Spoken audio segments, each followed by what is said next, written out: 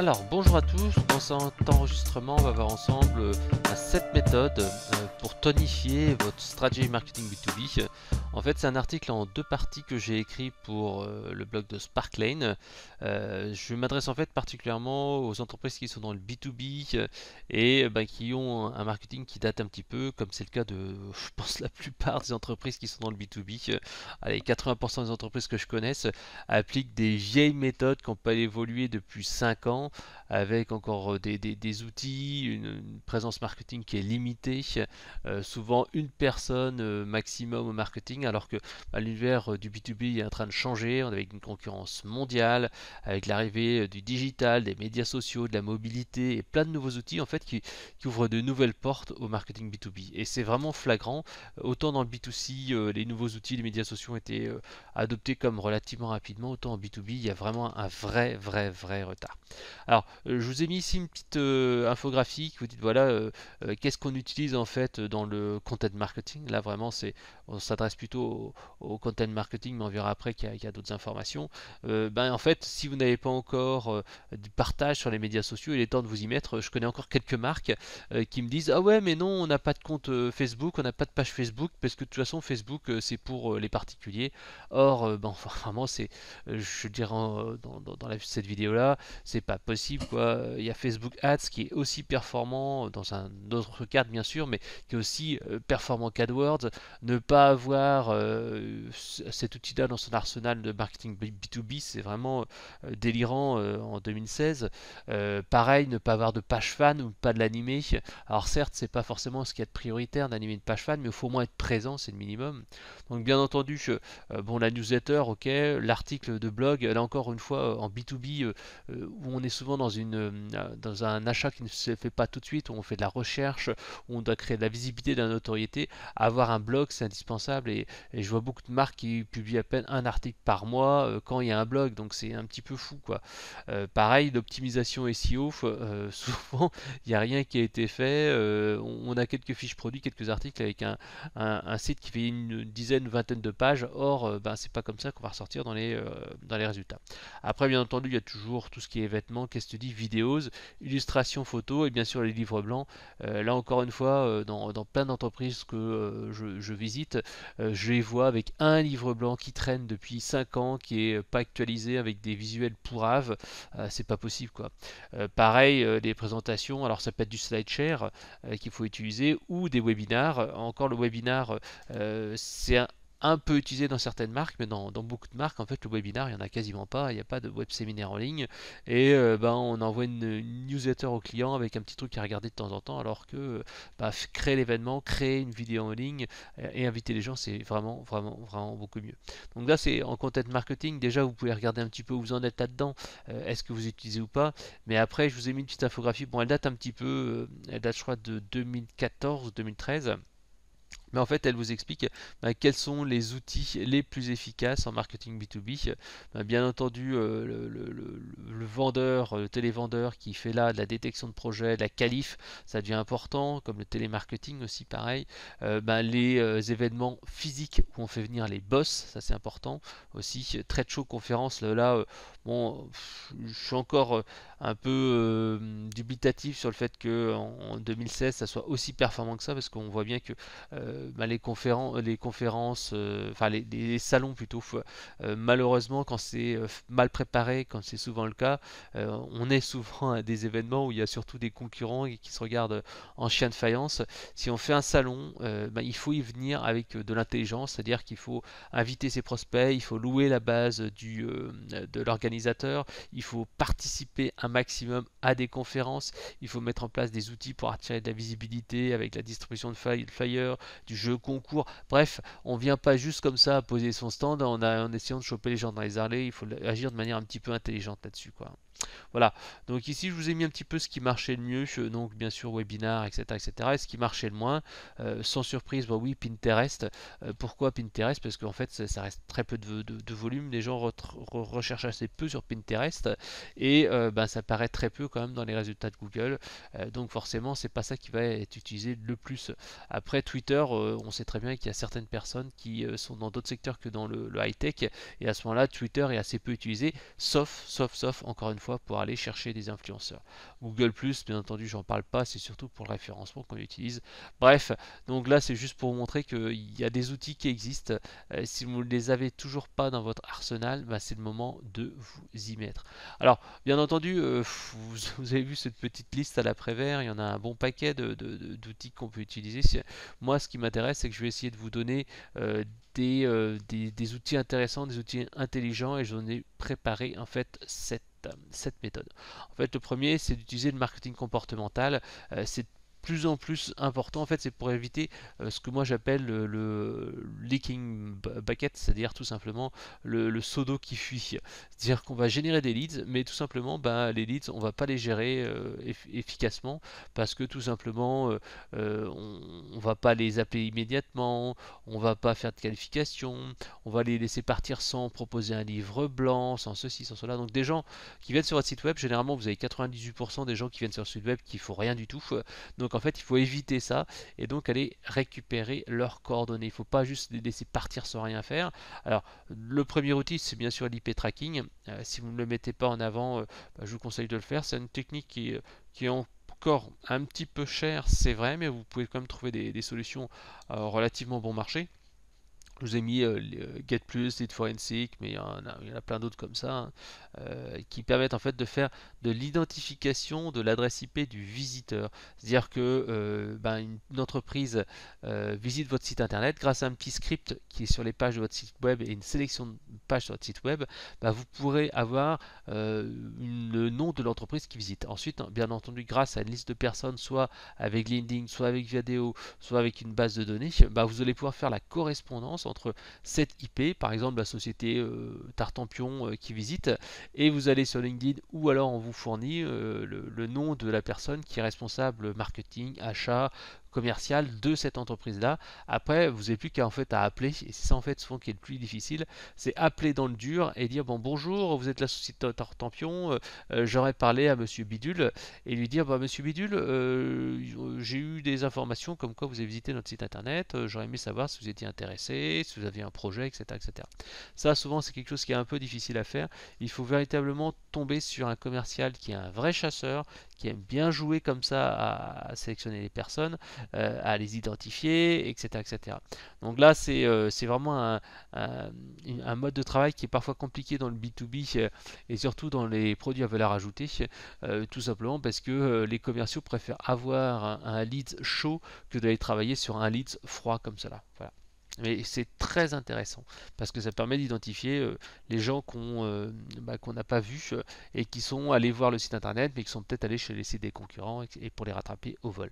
C'est également intéressant lorsqu'on, par exemple, on va vendre à l'export. Ça c'est vraiment bien puisqu'en fait on peut identifier dans les pays les personnes qui visitent l'entreprise et ça c'est le site de l'entreprise en tout cas. Et c'est vraiment intéressant parce qu'en fait comme ça on peut savoir exactement qui vient. Et quand on est dans un pays à l'export et qu'on n'a pas beaucoup de prospects, ça permet d'augmenter rapidement le nombre de prospects pour en fait nourrir ses commerciaux. Voilà. Bon, bien entendu, en amont de cela, quand on est à l'export, il faut au minimum avoir travaillé sur le référencement, la génération de leads, AdWords, etc.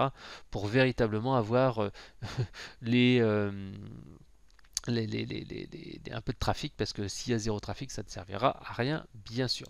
Alors, la partie comportementale de l'IP tracking, en fait, c'est simplement de se dire que toutes les pages ne se valent pas. Par exemple, la page tarif, la page contact vaut des points. Par contre, la page SAV, etc., ne valent pas beaucoup de points. Donc, en fait, c'est, comme je le disais, le travail de chasse qui va être le plus compliqué. Alors, le second outil de suivi comportemental, parce que c'était la première partie, c'était ici utiliser le marketing comportemental dans votre arsenal marketing, c'est tout simplement en fait d'aller rechercher le marketing automation comme outil pour tout simplement segmenter selon les ouvreurs, les cliqueurs, le type de clic, les clics effectués, etc., etc. Alors une première génération d'outils, moi comme j'ai utilisé par exemple comme Aweber par exemple, mais maintenant vous avez quand même des solutions un peu plus évoluées. Je citerai Mailchimp par exemple, GetResponse, qui sont pas capables en fait de créer des sous-segmentations à partir de personnes qui ont cliqué sur un bouton ou fait un certain nombre d'actions. Et là c'est vraiment intéressant et ça permet vraiment de savoir quel produit proposer. Par exemple, les solutions modernes sont capables de vous dire, bah, tiens, vous avez envoyé par exemple un email sur le produit A, et puis en fait finalement le client il est allé sur le site internet, il est resté 2 minutes sur le produit A, mais après il est resté 10 minutes sur le produit B. Et là en fait vous saurez que c'est pas le produit A qui intéresse la personne, mais bien le produit B quand vous devrez l'appeler, vous pourrez lui proposer une promotion, etc. etc. Donc savoir exactement ce que veut le client et non pas se dire bah, tiens j'ai envoyé un email et puis je relance tout le monde. Alors l'autre avantage en fait et l'autre méthode que je vous propose de mettre en avant, c'est d'adopter le profiling pour tout simplement avoir des leads de meilleure qualité. Parce que souvent en B2B, le danger c'est de multiplier entre guillemets le nombre de leads et d'envoyer du leads pas forcément hyper qualifié à ces commerciaux. Et les commerciaux, qu'est-ce qui se passe? Ils vont être débordés, ils vont vous dire ouais mais vos leads c'est pas de la bonne qualité, ils vont rechigner à les traiter dans le temps, ça va pas être géré de manière optimale, ça arrive très souvent. Donc souvent en fait ce qu'on va plutôt essayer de faire, c'est d'aller rechercher des jumeaux de vos meilleurs clients. Par exemple, vous pouvez savoir que mon meilleur client, c'est par exemple une entreprise qui est plutôt dans le domaine de l'industrie, qui est plutôt qui vend à l'export, etc., etc. Et donc après, vous allez rechercher dans des bases comme par exemple Sparkline. Hein, ici, vous allez chercher en fait tout simplement des gens qui sont similaires à cela. Donc dans le B2B, dans le B2C plutôt, c'est compliqué parce qu'il n'y a pas de fichiers. On n'a pas de fichiers des gens qui possèdent une tondeuse, des fichiers qui gagnent plus de X euros, enfin, ou alors c'est compliqué à obtenir, tandis qu'en B2B, en fait, c'est relativement simple d'obtenir ce genre de fichiers ciblés parce que d'une part, vous avez les entreprises dont c'est le métier et ils sont là pour tout simplement euh, enrichir en fait des bases de données d'entreprises et de décideurs. Et en plus, vous avez LinkedIn qui est l'annuaire indispensable et vous avez Sparkline aussi qui est un outil de gestion de base de données. Donc en fait, il est très simple pour vous de vous dire, tiens, je sais que mon client type, le meilleur client, il ressemble à ça, et tout simplement après je vais proposer je vais essayer de chercher des gens qui ressemblent à ce profil là, et ça tout simplement il faut voir la méthode des personas. Il faut bien sûr utiliser les données quantitatives, c'est-à-dire qu'est-ce que vous avez dans votre base de données, mais également qualitative en discutant avec les commerciaux pour savoir qui sont les meilleurs clients, en quoi, quels sont les clients qui sont les plus intéressants. Alors moi je distingue à chaque fois plutôt plusieurs types de clients. Vous avez ce qu'on appelle le sweet spot. Le sweet spot, on pourrait le traduire en français, c'est on va dire le pot de miel, c'est-à-dire tout simplement les clients pour lesquels votre offre est la plus adaptée et sur laquelle en fait vous faites le plus de marge. Par exemple, et après pour donner le sweet spot, c'est vraiment le cœur de cible, c'est vraiment là où vous faites le plus de bénéfices, votre offre est plus pertinente. Et ensuite la cible élargie, c'est ce qu'on appelle le cœur de cible, c'est-à-dire que les gens qui sont potentiellement intéressés par votre produit, un peu moins pertinent mais toujours intéressant. Par exemple, imaginons que vous soyez toujours dans les machines-outils, on va dire que vous vendez des machines-outils agricoles, donc votre cœur de cible, c'est tout simplement les gens qui ont, je sais pas, qui sont céréaliers et qui ont, je sais pas, 50 hectares ou 500 hectares de terre. Et votre sweet spot, en fait, c'est les céréaliers qui font de 400 à 500 hectares parce qu'ils ont un certain pouvoir d'achat, etc., etc. Donc vous avez le sweet spot où là où votre offre est la plus pertinente, la plus intéressante, et vous avez votre cœur de cible qui est votre cible en elle-même. Donc ça c'est important de le savoir. Puis après vous avez ce qui est important de mettre aussi, c'est les non-consommateurs, c'est-à-dire les gens qui ne sont pas dans votre cible. Et ça c'est important de dire noir sur blanc parce que parfois en fait on n'a pas cette information-là dans l'entreprise. Et après quand on achète des leads, quand on fait des personas, quand on fait des campagnes, si on essaie de vendre à tout le monde, alors que quand on essaie de faire ça, on essaie de vendre à tout le monde, en fait on vend à personne. Donc il faut véritablement savoir qui est mon client et garder des efforts et pas se disperser sur des clients qui n'ont pas ce potentiel-là, ou ne pas adapter ses outils marketing sur ces personnes-là. Voilà. Donc une fois qu'on a fait sa cible prioritaire, les cibles secondaires, alors généralement vous avez le sweet spot, vous avez après le cœur de cible, le cœur de cible élargi, ben, il ne reste plus qu'à aller chercher des bases de données, comme je le disais, Sparkline for Sales, hein, c'est une des solutions qui existent sur le marché et qui permet en fait d'identifier là parmi 10 millions de sociétés avec des activités, des secteurs de croissance, etc. etc. Voilà, donc c'était pour vous indiquer ça. Donc en fait les commerciaux ben, comme ça ils peuvent aussi travailler. Alors bien entendu vous pouvez acheter une base comme je vous le disais, mais ce qui est intéressant c'est de travailler la technique du warm call. Le warm call c'est-à-dire appeler une personne sur ben, une information qui est pertinente pour eux. Par exemple ça peut être une nomination, ça peut être une levée de fonds, ou par exemple dire bah tiens vous faites partie d'une filiale. Ça en fait en B2B c'est vraiment intéressant de ne pas appeler comme ça bonjour je vous appelle pour savoir s'il n'y a pas un besoin de bidule, c'est dire bonjour, j'ai vu que vous aviez nommé une personne directrice de l'expérience client, j'aimerais vous offrir un livre blanc ou un audit ou un consulting, etc., etc.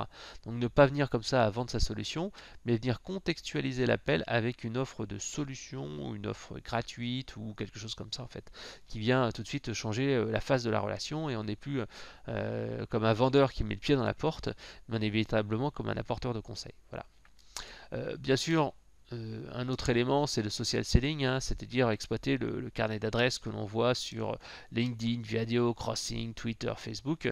Mais je dis toujours, hein, le social selling n'est pas fait pour vendre. On n'est pas là pour pousser de l'information parce que ben, ça marchera pas, les gens ne sont pas là pour ça. Sur Facebook ils sont pas là pour commander.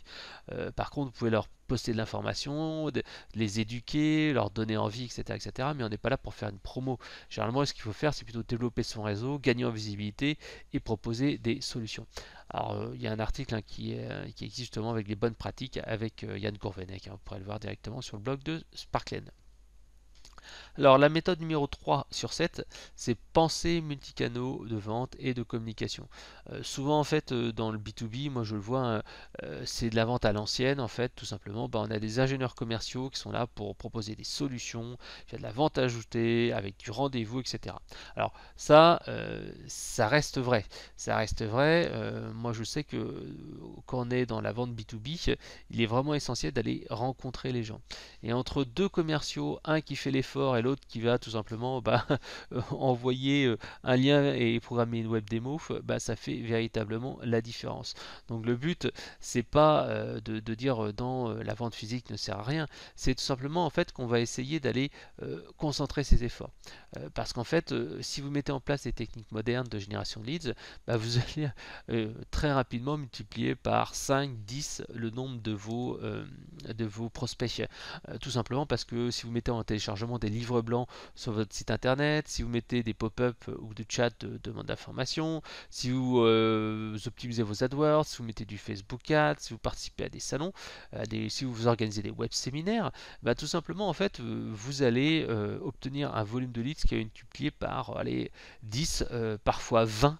Le problème c'est que vous allez avoir des clients hors cible. Moi je l'ai bien vu, hein, dès qu'on commence à mettre un petit peu de contenu à valeur ajoutée, qu'on gagne de visibilité sur internet, bah, on dépasse en fait ses propres frontières. Moi je l'ai vu une fois avec un éditeur de CRM pour lequel j'ai travaillé, bah, tout de suite en fait on avait mis en place une belle optimisation de référencement naturel, du contenu, du chat, etc. Donc on arrivait à capturer vraiment beaucoup de gens sur le site web. Le problème c'est qu'en fait on avait beaucoup de gens hors cible. La solution était uniquement vendue dans quelques pays francophones et anglophones, et on s'est retrouvé avec des personnes qui étaient en Afrique, qui étaient en Asie, qui étaient aux États-Unis. Or, en fait, comme la solution était à valeur ajoutée, que c'était compliqué à la déployer à l'export, on se retrouvait avec beaucoup de prospects qui étaient hors cible. Et donc, encore une fois, il faut faire évoluer son organisation commerciale avec de la télévente. Le but, en fait, c'est d'aller qualifier les leads chauds par les leads tout simplement froids ou les leads tout court par de la télévente et ensuite transmettre que les leads chauds, mettre des opérations commerciales pour faire de l'upsell avec par exemple de la vente par téléphone ou de la vente par email et ensuite tout simplement réserver la vente physique hein, ou le rendez-vous physique au projet à valeur ajoutée. Voilà, une organisation commerciale standard, généralement on a un directeur commercial et puis une petite 3, 4, 5 ingénieurs commerciaux. Une organisation commerciale évoluée, elle se fera de manière un peu différente. On a un directeur commercial toujours les ingénieurs commerciaux, mais on aura en fait de la télévente qui fera de la qualif, ou qui fera de la téléprospection, qui fera de la vente de petits produits à faible valeur ajoutée, ou la vente de petits services, etc. Et on aura généralement un avant-vente qui sera dédié à 100% là-dessus, parce qu'en fait, l'avant-vente, quelque part, si c'est fait par les ingénieurs commerciaux, en fait, ça n'aura pas la même valeur et la même qualité, puisque tout simplement, quand on a quelqu'un qui est dédié, il pourra passer du temps à faire une belle maquette, il pourra passer du temps à préparer des choses, etc. Et donc ça va être tout de suite beaucoup, beaucoup plus pertinent. Voilà. Alors, généralement, oui, ce que je disais, l'avant-vente est vraiment sympa parce que le rôle d'avant-vente permet d'avoir une personne qui est à la fois technico-commerciale et qui permet en fait d'aller tout de suite être beaucoup plus pertinent. Et c'est surtout vrai quand on a une marque qui n'est pas forcément hyper connue par rapport à des marques leaders, puisque vous aurez du mal quand vous êtes une marque challenger à justifier le fait de vous choisir parce que c'est un risque par rapport à une marque leader pour un produit qui sera quasi similaire. En revanche, si vous venez avec un avant-vente qui vous fait une super maquette et qui est totalement adapté à l'univers du client, que vous avez intégré les données du client, etc., etc., etc., et c'est problématique, bah là tout de suite les mecs vont se dire waouh, c'est exactement ce qu'il nous faut. Et donc vous allez en fait pouvoir comme ça vaincre cette barrière de je suis une petite marque, etc. Voilà. Alors, il est également nécessaire de penser multicanaux. Ça s'applique aux outils marketing. Le contenu doit être exploité et repensé sur plusieurs canaux. Par exemple, un article de blog peut être exploité sous forme de livre blanc, avec des compilations par exemple. Une vidéo sera publiée sur YouTube comme celle que je fais ici maintenant. Une infographie sur Pinterest, un podcast pourquoi pas sur iTunes. Vous pouvez d'ailleurs me suivre sur iTunes. Hein. J'ai mon podcast qui est suivi par plusieurs centaines de personnes. Donc c'est vraiment essentiel d'avoir cet aspect multicanaux et être présent sur un maximum de carrefours d'audience. Par exemple, en fait, comme je lis toujours, un article de blog qui est vraiment super, comme celui que j'ai créé pour Sparklan, en fait, il faut après le réexploiter. Il faut passer plus de temps à faire du super contenu et ensuite le réexploiter que de passer du temps à faire du contenu, du contenu, du contenu, du contenu. Voilà. La conséquence directe, c'est que le marketing doit produire donc moins de contenu, du contenu à plus forte valeur ajoutée, avec une promotion et un multicanaux qui doit être pensé et mis systématiquement. Moi, par exemple, à chaque fois que j'écris un contenu comme ça top, ce que je fais, c'est que j'ai une technique de promo et j'ai une checklist de promo. Et avec cette buzz checklist, hein, tout simplement, je sais ce que je dois faire à chaque fois et c'est structuré et c'est bien organisé. Ça me permet de rationaliser mon temps et d'être en efficacité maximale.